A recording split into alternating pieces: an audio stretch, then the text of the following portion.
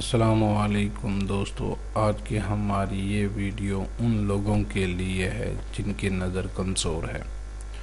दोस्तों, उम्र बढ़ने के साथ नज़र कमज़ोर होती जाती है। अगर वो लोग हमारी इस वीडियो पर अमल करें तो अपनी खोई हुई बीनाई वापस हासिल कर सकते हैं।